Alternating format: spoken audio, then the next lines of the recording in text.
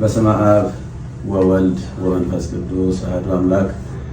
በአገር ውስጥና በውጭ ሀገር ያላችሁ የእግዚአብሔር ቤተሰቦች እንደምሰነበታችሁ ቃል ለጌታችን ለአምላካችን ለመድኃኒታችን ለኢየሱስ ክርስቶስ የትንሣኤ በዓል አደረሳችሁ። እግዚእነ ኢየሱስ ክርስቶስ ዘኮነ ሰብአ ወመጠወ ርእሶ ለኩሉ።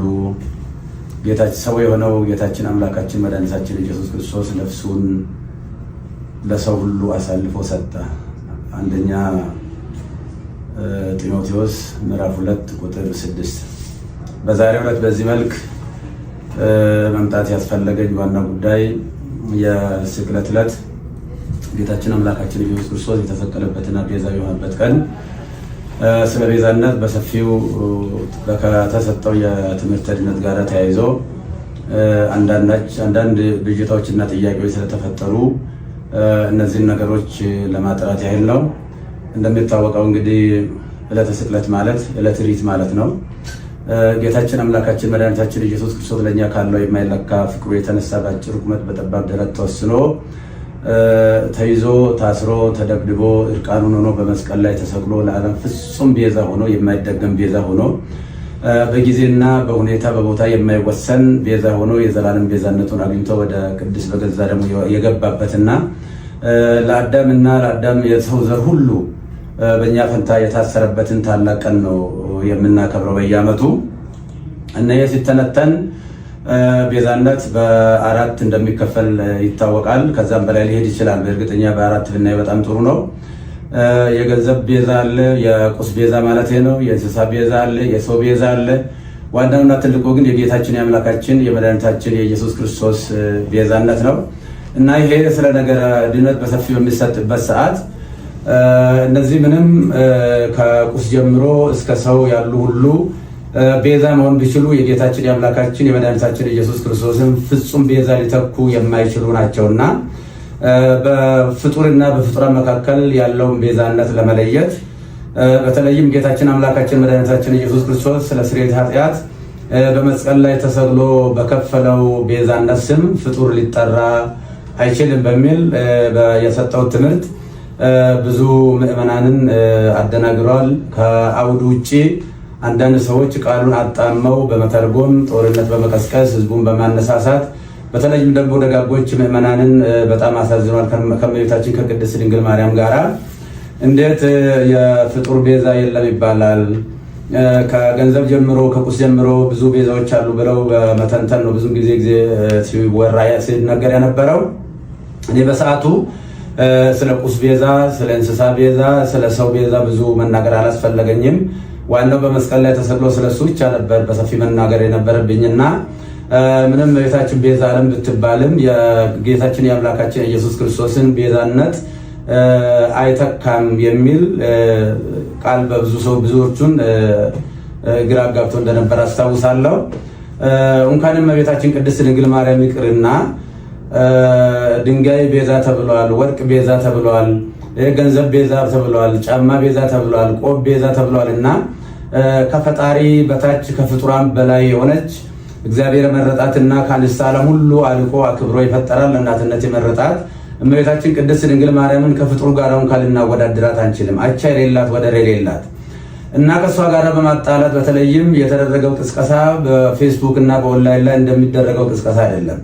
አንደኛ የኔ አስተዳደግም አኗኗርም በአጠቃላይ ህይወትም ከደብረ ሊባኖስ የወጣ ነው። እኔ የተክለ ሃይማኖት ልጅ ነኝ እና በዚህ ደረጃ ነገሮችን በጣም አግሎ ብዙ ምዕመናንን አስቀይሟልና እኔ ከትምህርት ቤት ጀምሮ በእመቤታችን በቅድስት ድንግል ማርያም በተሰማ ለማርያም እያልን ድርቆሽ እየለመንን ኮሾሮ እየለመንን ቁራሽ እየለመንን ስሟን እንጀራ በልተንበታል ለብሰንበታል። እና ቤዛዊተ ዓለም ብለን በሰዓታቱ በሌላው መጻሕፍት በቅዳሴዋ በውዳሴዋ እየጻፍን እየተረጎምን እያስተማርን እንገኛለን። እኔም በግሌ ስለሷ ብዙ ሰብኬያለሁ። ስለሷ ወላዲተ አምላክነት በተለይም ንጻ ጠባይ ያላደፈባት ነውር ነቀፋ የሌለባት ነቃ ኃጣዊ ያላገኛት እግዚአብሔር በንጽህና በቅድስና ከዓለም አልቆ የፈጠራት ከሁሉም አልቆ የፈጠራት አቻና ወደር የሌለባት እንደሆነች ብዙ ጊዜ በሰፊው ትምህርት ሰጥቼበታለሁ። መጽሐፍም ጽፌያለሁ። ያንን መከታተል ይቻላል። እኛ ብቻ ሳንሆን መልአኩ ቅዱስ ገብርኤልም ቡሩክ አንቲ እማንስ ወቡሩክ ፍሬ ከርስኪ አንቺ ከሴቶች ሁሉ የተለየሽ ነሽ ብሎ ያደነቃትና ያመሰገናት ፈጣሪ ለእናትነት የመረጣት እናት ስለሆነች እንኳንስ እሷን ይቅርና ማንንም በክርስትና ለመናቅ አይቻልም። እኔ የወለደችኝ ውድ እናትን በእጅጉ የሚወዳት የማከብራት ነኝና እናትን የማከብር የፈጣሪውን እናት በምንም አይነት ተአምር ዝቅ አድርጌ የማይበት ምንም አንዳች ሁኔታ የለው።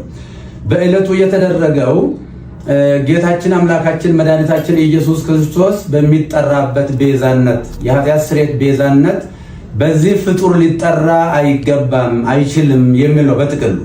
አብ ትክክል ነው። ከመልአክ ጀምሮ እስከ ሰው ያለው ሁሉ ወይም ደግሞ ዓለም ከተፈጠረ ዘመን ከተቆጠረ ጀምሮ እስካሁን ድረስ ያለ ወይም ደግሞ እስከ ለሰምጣት ድረስ የሚቀጥል ሁሉ ኢየሱስ ክርስቶስ ጌታችን መከራ የተቀበለውን መከራ ቢቀበል ጌታችን አምላካችን መድኃኒታችን ኢየሱስ ክርስቶስ በቀራንዮ የከፈለውን ቤዛነት ማንም ሰው መክፈል አይችልምና እሱ የኃጢአትና የሞት መድኃኒት በማዳኑ ተረፈ ደዌ የሌለበት የዓለም ቤዛነቱ የኃጢአት ስርየት ነው።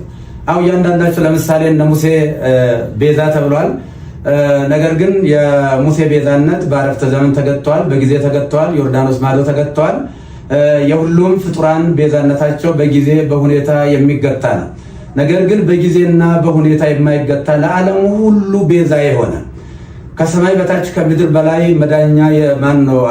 ከሱ ውጭ አዳኝ የሌለ የጌታችን የአምላካችን የመድኃኒታችን የኢየሱስ ክርስቶስን ቤዛነትን በደንብ አጉልቶ ለማሳየት እና ለማስተማር ካልሆነ በስተቀር ከእመቤታችን ከቅድስት ድንግል ማርያም ክብር ጋራ ምንም የሚያገናኝ አንዳችም ነገር የለም።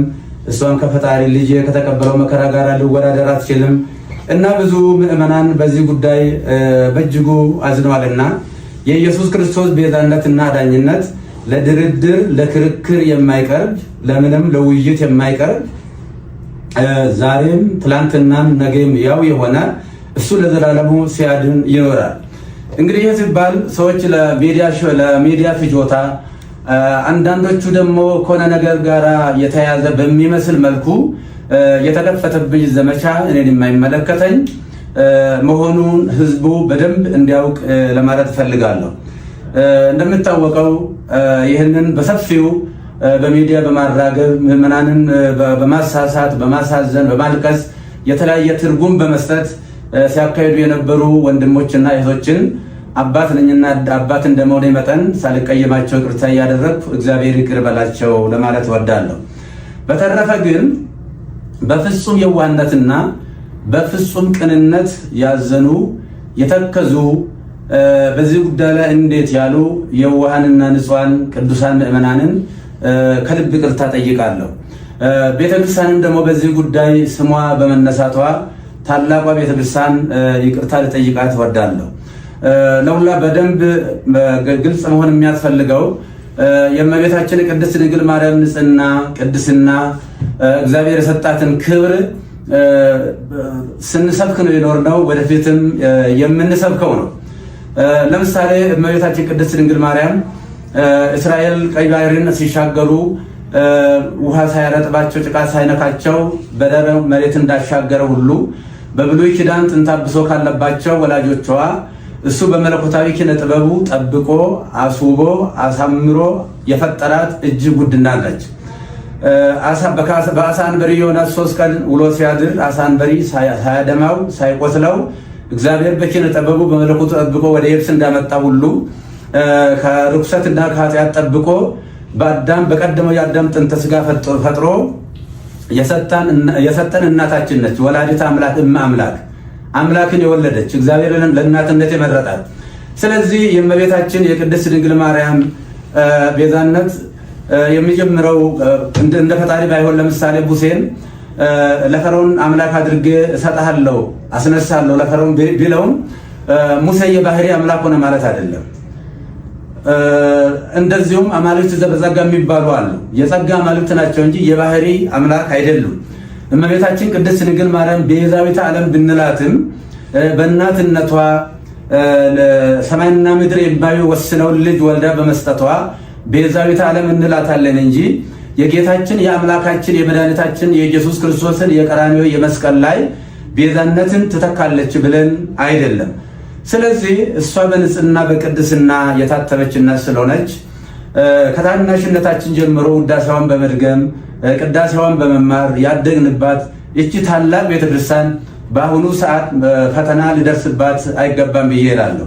በተለይም ይህንን አጀንዳ በስፋት የሚያራግቡ ወንድሞች ጥፋቱን ቢኖር ቀረብ ብሎ መጠየቅና መመካከር፣ ችግርም ካለ መፈታት ነው የሚያስፈልገው እንጂ በሚዲያ በእንደዚህ አይነት ጦርነት መቀስቀሱ በእውነቱ ትዝብት ላይ የሚጥለን ይሆናልና ለወደፊትም እመቤታችን ቤዛ ስንል እንግዲህ ቤዛዊተ ኩሉ ዓለም ብሎ ታላቁ አባ ጊዮርጊስ ዘጋስጫ በሰፊው ዘምሮላታል። ያሬድን በሰፊው ዘምሮላታል።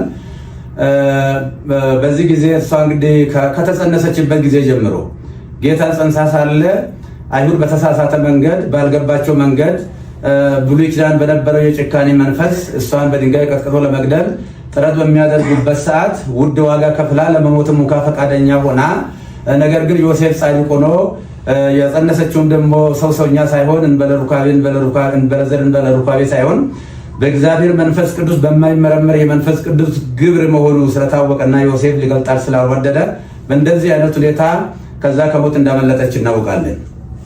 ልጇን በምትወልድበትም ሰዓት በቤተልሔም ሰዎች በናቁትና ባቃለሉት ለአፍታም በማይቆዩበት በከብቶች ግርግም የገዛ ልጇን ወልዳ ስትሰጠን ለእመቤታችን ያለን ፍቅርና አክብሮት ወደር የለውም። ነፍሳችን ትመሰክራለች።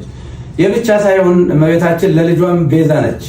ለልጇ ለሕፃኑ ለኢየሱስ ክርስቶስ ገና የ2 ዓመት ሕፃን በነበረ ጊዜ ሄሮድስ ልጆችን በሚያስገድልበት ጊዜ ልጇንም እንዳይገልባት የሞት ሰለባ እንዳያደርግባት ከእስራኤል ጀምሮ እሳት የሆነውን የሳራ በረሃን የቀን ሐሩር የሌሊትን ቁር ችላ ታግሳ ረጅም ወራት ተጉዛ ወደማታውቀው ወደ ግብፅ ተሰዳ ብዙ ዋጋ ከፍላ መከራ አይታ ልጇንም ከሞት ያዳነች እንደገና ደግሞ እስከ ቀራንዮ ከልጇ ያልተለየች እመቤታችን እናታችን ቅድስት ድንግል ማርያም ነችና እሷን እንኳንስ አይደለም ለማቃለል ለማመስገንም ብቃትም አቅምም ሞራልም ያለው ሰው የለም እና ይህንን ጉዳይ ቅድም እንደተናገርኩት ሰዎች ለሚዲያ ሽፋን ችሎታን ለሚዲያ ፍጆታን ለማዋል መጽሐፉን ከአውዱ ውጪ በመተርጎም እየተሰጠ ያለው እየተሰበከ ያለው በዕለቱ የኢየሱስ ክርስቶስ ቤዛነትና አዳኝነት ነው። ስለዚህ ለምንድን ነው ጥላ ቤዛ ይባላል፣ ሌላ ቤዛ ይባላል የሚልም ሊቃውንቱ ከሰሞኑ ጀምሮ ግሱን እየተነተኑ ሲነግሩን ከርመዋልና ለተነተኑ ትንታኔ እያመሰገንኩ በሰዓቱ ስለ ጫማ ቤዛነት፣ ስለ ባርኔጣ ቤዛነትና ስለ ልብስ ቤዛነት፣ ስለ ገንዘብ ቤዛነት፣ ስለ ቁስ ቤዛነት፣ ስለ ብሉይ ኪዳን እንስሳ ቤዛነትም ብዙ ለመተንተን አላስፈለገኝም። ምክንያቱም ታላቁና ሕያው ቅዱስ አምላካችን ኢየሱስ ክርስቶስ በመስቀል ላይ ተሰቅሎ ስለሆነ የግድ እሱ መሰበክ ስላለበት እሱ መነገር ስላለበት ከዚህ የተነሳ ነው እንጂ እኔም እመቤታችንን ለማቃለል ለመናቅም አይደለም። እኔ በዚህ ደረጃ እኔም መፈረጃቸው በጣም አዝኛለሁ። ምዕመናንም ደግሞ በዚህ ደረጃ እውነት መስሏቸው በተሳሳተ መንገድ ይህንን ማሰባቸው እንደ ትክክል አድርገው መውሰዳቸው ትክክል አይደለምና ስለዚህ እመቤታችን ቅድስት ድንግል ማርያም ነች የጌታችን የአምላካችን የኢየሱስ ክርስቶስን የማዳን ትምህርቱን ነገረ ድነቱን የዘላለም ቤዛነቱን አዳኝነቱን በማዳኑ ተረፈደ የሌለበት መሆኑ መርገመ ሥጋ መርገመ ነፍስን ያስወገደ የሞትን ክንዱ ብርት ሰብሮ ወደ ቀደመ ሀገራችን ወደ ቀደመ ቤታችን መመለሱን ወደፊትም በሰፊው የምናስተምረው ይሆናል። የቤተክርስቲያናችንም ትምህርት ነው። እመቤታችን በነገረ ድነት ውስጥ ስጋዌ ስናስብ መነሻ እሷ ናች። እሷ ዋና መነሻ ነችና በነገረ ስጋዌ ውስጥ በነገረ ድነት ውስጥ አምላክ የሰጣትን ቦታ ከስጋዋ ስጋ ከነፍሷ ነፍስ ነስቶ ነው የተሰቀለው። ስለዚህ እንደ ቤተክርስቲያን እንደ ግሌ እኔ ለእመቤታችን ያለኝ ፍቅር እጅግ የተለየ ነው። እኔ ስሟን ጠርቼ በእንተ ስማ ለማርያም ብዬ ለምኜ ተምሬበታለሁ ስሟን። አሁንም የምንጸልየው ሌላ ጸሎት የለም። የሁለቱ ውዳሴ ማርያም እሱን ነው እኮ የምንነግረው። አንቀጸ ብርሃን ነው የምንጸልየው። ውዳሴ ማርያም ሲባል ግን ተራ ድርሰት ሊመስላቸው ይችላል አንዳንድ ሰዎች። በውዳሴ ማርያም ብሉይና አዲስ ኪዳን የታጨቀበት ምርጥ መጽሐፍ ነው። ይልቁንም ብሉይ ኪዳን፣ አዲስ ኪዳን፣ መጽሐፈ ሊቃውንት እነዚህ ተጨምቀው ነገረ ድነት የጌታችን የአምላካችን ኢየሱስ ክርስቶስ የማዳን ስራው ቤዛነቱ፣ አዳጅነቱ በሰፊው እየታጨቀበት የሚተነተንበት የምንጸልየው እሱ ነው እና ቅድም እንደተናገርኩት የውሃ ምዕመናን ልጆቼ አንድ ሁኑ። እኛ በዚህ ሰዓት አንድ ነው መሆን ያለብን። በጠላትነት በዚህ መነሳሳት የለብንም። ጥፋትም ካለ ቤተክርስቲያን መዋቅር አላት። ይሄ በየአውደ ምሕረቱ ያለው ከስድብ እንደዚህ ያለ ነገር ጥሩ አይደለምና ይህንኑ አደራ ለማለት ነው። እግዚአብሔር ሀገራችንን ይባርክልን፣ ይቀድስልን። እግዚአብሔር ይባርካችሁ፣ ይቀድሳችሁ።